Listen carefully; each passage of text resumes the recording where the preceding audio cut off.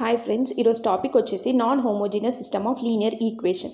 First ఈ non homogeneous linear ఈక్వేషన్లో నీకు ఈక్వేషన్స్ ఏమేమి ఉంటాయో చూద్దాం.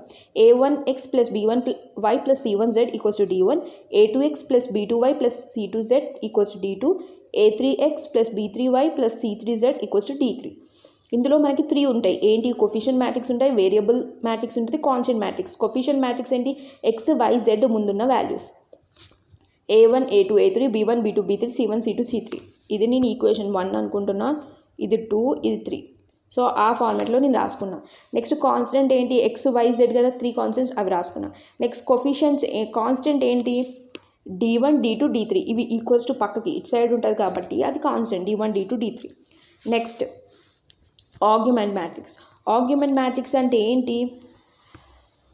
a ఇంటూ d అంటే ఏ నెక్స్ట్ డి అంటే ఏ మ్యాట్రిక్స్ రాసుకోవాలి, డి మ్యాట్రిక్స్ రాసుకోవాలి, మొత్తం రాసుకుంటే దాన్ని ఆర్గ్యుమెంట్ మ్యాట్రిక్స్ అంటారు. సో ఆర్గ్యుమెంట్ మ్యాట్రిక్స్ ఏ మ్యాట్రిక్స్ ఏంటి? a1 a2 a3 b1 b2 b3 c1 c2 c3 d1 d2 d3. ఇలా ఇప్పుడు మీకు నార్మల్గా non homogeneous system of linear equation solve చేయమని 3 మెథడ్స్ ఉంటాయి ఇందులో.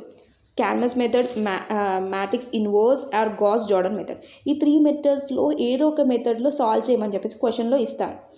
సో ఎలా సాల్వ్ చేయాలి? ఫస్ట్ క్యాల్మస్ మెథడ్ నేను ఇప్పుడు ఎక్స్ప్లెయిన్ చేస్తాను మీకు. ఒకవేళ ఈ మెథడ్లో సాల్వ్ చేయమనంటే ఎలా సాల్వ్ చేయాలని. దానికన్నా ముందు మీకు ఇంపార్టెంట్ నోట్ ఒకటి ఉంటుంది. ఏంటంటే, if the determinant of coefficient matrix is 0, that system of linear equation can't be solved by Cramer's or inverse method. It can be solved by using Gauss Jordan method. ఇది simple. ఏంటంటే, ఇప్పుడు నీకు ఒకవేళ ఒక equation ఇచ్చాడు, equations ఇప్పుడు 3 equations ఇచ్చాడు కదా, అలానే 3 ఈక్వేషన్ నీకు ఇచ్చాడు. Solve it using first and second method and Cramer's method or inverse method అని నీకు ఇచ్చాడు అనుకో. ఫర్ ఎగ్జాంపుల్ క్యాల్మస్ మెథడ్ అని అన్నాడు అనుకోండి. అంటే నువ్వేం చేస్తావు? ఫస్ట్ డెట్ అయితే ఫైండ్ చేస్తావు కదా. డెట్ ఫైండ్ చేసినప్పుడు ఈక్వల్స్ టు 0 వచ్చిందనుకో, నువ్వు నెక్స్ట్ స్టెప్ చేయొద్దు. ఎందుకంటే ఇక్కడ నోట్ నీకు ఇక్కడ ఇచ్చిండు ఆల్రెడీ. ఏంటి? క్యాల్మస్ మెథడ్లో నువ్వు డెట్ వాల్యూ ఈక్వల్స్ టు 0 ఉన్నప్పుడు నువ్వు ఫర్దర్గా సాల్వ్ చేయొద్దు. ఎందుకంటే అక్కడ క్లియర్గా రాయి. ఎందుకంటే ఈ క్యాల్మస్ మెథడ్ ఇది సాల్వ్ చేయలేము. It can be only solve by using Gauss Jordan method. So నీకు టూ టైప్స్ క్వశ్చన్ నీకు సాల్వ్ చేసి చూపిస్తాను, ఇలా వస్తుందని. సో క్యాల్మస్ మెథడ్ ఫామ్లో చూద్దాం. ఫస్ట్ ఏంటిదంటే డెట్ ఫైండ్ చేయాలి దీనికి. అంటే ఈ ఎక్స్ వాల్యూ ఉంటుంది కదా, ఈక్వేషన్స్ ఉంటాయి కదా, దానికి ఫస్ట్ డెట్ ఫైండ్ చేయాలి. నెక్స్ట్ డెట్ 1 అంటే నీకు మెయిన్ ప్రాబ్లం ఏంటి? Cramer's method non homogeneous linear ఈక్వేషన్లో నీకు X value, Y value, Z value రావాలి. ఆ ఎక్స్ వై జెడ్కి ఫార్ములాస్ ఏంటి తెలుసా?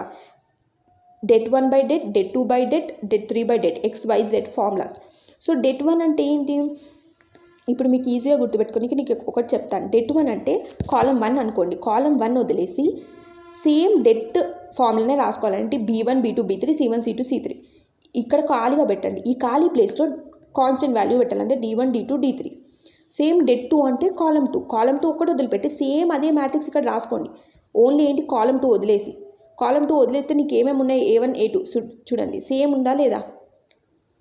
ఆ కాలం 2 ప్లేస్లో d1 d2 d3 రాసుకోవాలి. సేమ్ డెట్ 3 అంటే థర్డ్ కాలం వదిలేయండి, మిగతా సేమ్ రాసుకోండి.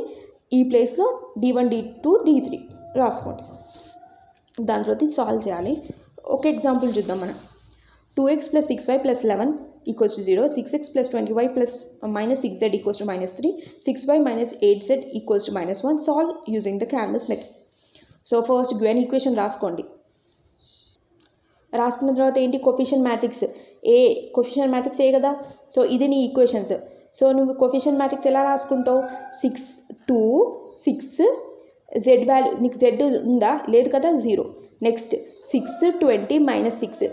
ఇక్కడ ఎక్స్ వాల్యూ ఇవ్వాలి కాబట్టి 6 0. నెక్స్ట్ వై వాల్యూ ఇచ్చాడు ఏంటి? 6 -18. నెక్స్ట్ కాన్స్టెంట్ ఏంటి? X Y Z. D equals d1 d2 d3. d1 ఏంటి? -11. ఎందుకంటే ఇది అటు పోతుంది కదా, -11 అవుతుంది. ఇక్కడ -3, ఇక్కడ -1. సో అలా. నెక్స్ట్ ఫస్ట్ ప్రాసెస్ నేను ఏం చెప్పాను? డెట్ ఆఫ్ ఏ ఫైండ్ చేయాలి. దాని తర్వాతనే దాని మీద డిపెండ్ అయిన తర్వాత డెట్ 1 డెట్ 2 డెట్ 3 ఫైండ్ చేయవచ్చు. సో ఫస్ట్ డెట్ ఫైండ్ చేస్తున్నా.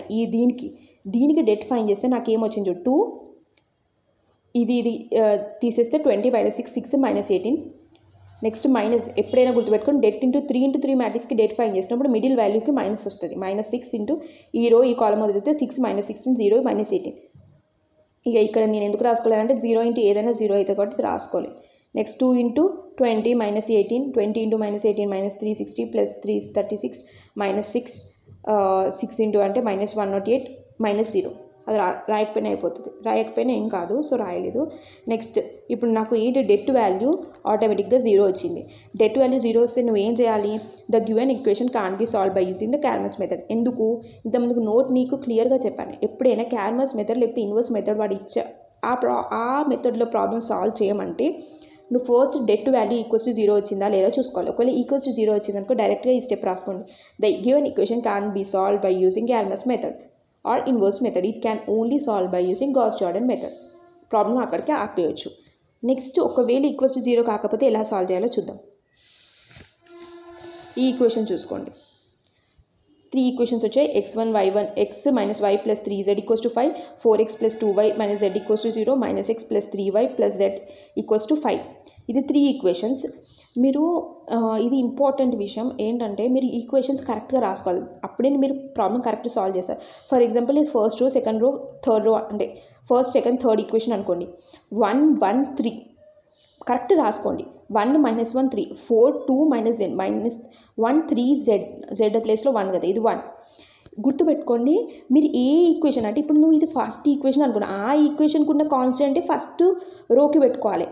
4 2 - 1కి అంటే ఇది సెకండ్ ఈక్వేషన్ కదా, దీనికి ఏంటి నాకు 0 రాసుకోవాలి. నెక్స్ట్ దీనికి 5 కదా, 5 రాసుకోవాలి. అదే ఫర్ ఎగ్జాంపుల్ ఇప్పుడు మీరు ఇది ఫస్ట్ సెకండ్ థర్డ్ ఈక్వేషన్ అనుకున్నారు, మరి కాన్స్టెంట్స్కి వచ్చే వరకు ఉల్టా రాసుకోండి అనుకోండి, 0 5 5 రాసుకోండి అనుకో, తప్పు అయిపోతుంది ప్రాబ్లం. కరెక్ట్గా రాసుకోవాలి ఎప్పుడైనా కానీ. అండ్ ఇప్పుడు ప్రాబ్లం పోదాం. For the given statement we have coefficient matrix. Coefficient matrix మీకు తెలుసు ఎలా కోఫిషియంట్ మ్యాట్రిక్స్ రాసుకోవాలో, రాసుకున్నాం. అంటే ఇది x ముందు ఉన్న వాల్యూ, ఇది y ముందు ఉన్న వాల్యూ, z ముందు ఉన్న వాల్యూ, x y z. ఇది first equation, second equation, third equation. Next variables ఏమున్నాయి? x y z ఉన్నాయి. కోఫిషియంట్ అంటే d1 d2 3. So first process ఏం చెప్పాను? క్యాల్మస్ మెథడ్ అయినా ఇన్వర్స్ మెథడ్ అయినా ఫస్ట్ డెట్ వాల్యూ ఫైండ్ చేయాలి కదా. దీనికి నేను డెట్ ఫైండ్ చేశాను, నాకు ఆన్సర్ 50 వచ్చింది.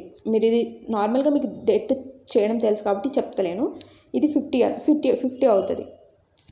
నెక్స్ట్ ఇప్పుడు ఏంటి నెక్స్ట్ ప్రాసెస్ ఏంటి? x value, y value, z value find చేయాలి. అంటే x వాల్యూ రావాలంటే నాకు డెట్ 1 బై డెట్ అంటే డెట్ వాల్యూ ఉంది కానీ డెట్ 1 వాల్యూ రావాలి. డెట్ 1 వాల్యూ ఎలా ఫైండ్ చేస్తాం?